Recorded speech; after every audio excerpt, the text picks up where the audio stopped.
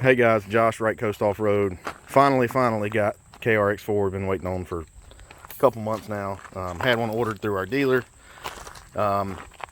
He tried his best, couldn't get it. It sucks, but I had to go ahead and get one for clutch stuff and spring stuff and everything else. But not going to talk too much about stuff I'm going to do in this video. Just wanted to get, it's got 1 mile on it. Just kind of wanted everybody to see one. I know there's a bunch of other videos with that, but just some stuff I noticed from looking at part numbers. It's got the heat deflector shield that's behind the fan now. We've got some of those ordered, and we're going to see if they'll retrofit to a 2-seat.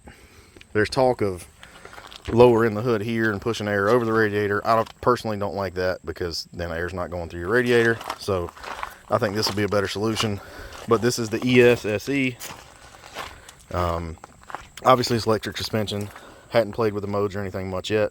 Literally just got it out here to where we're gonna take it for a quick little rip and hit a jump and see how it handles. But there's a few other little things I noticed too, like compared to the 2-seat. I don't know if you can see, but it looks like it's got a bigger dust or heat boot in there. And obviously we're going to switch that shifter gate out, so we'll see if it fits with the aftermarket shifter gates. But yeah guys, I mean, it's so far just zipping it up here, it rides really good. I'm really happy with it so far. Other than that, I mean, I think the brake master cylinder has a different part number, so hopefully that's better. Obviously this has got a different part number clutch. We know there's different weights in it. Don't know what else is different with the clutch yet. Gonna have that off soon and check and see. And our Gen 2 weights should work perfect with it, but again, that's something for the future. But yeah, just wanted to do a quick little video talking about it. Obviously it's got the updated knuckles. They've had that since 2021, or about 2020 and a half.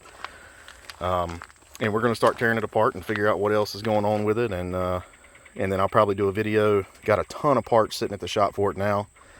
So probably do a video into this week, middle of next week, depending on workload, on the parts we put on it, why we put the parts on there. And of course, every part we put on here, we're either going to be able to sell you or point you in the right direction to get it. Yeah, gonna go hit a couple jumps with it real quick, so we'll let y'all see how it jumps.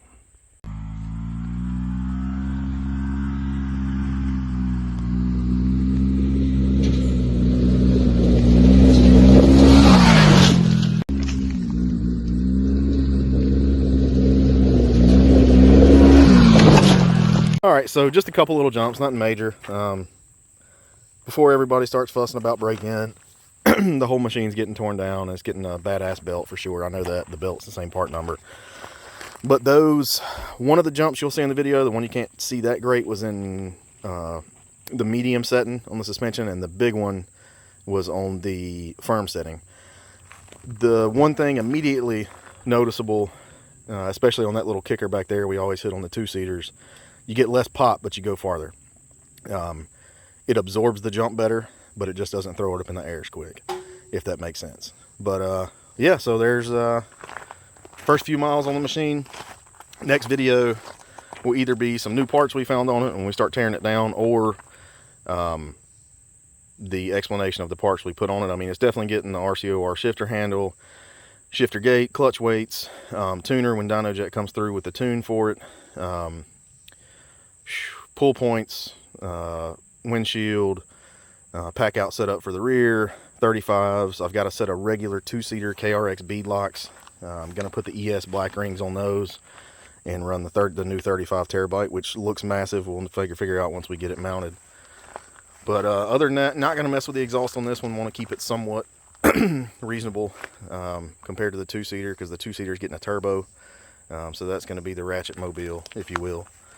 But yeah, pretty impressed with it so far.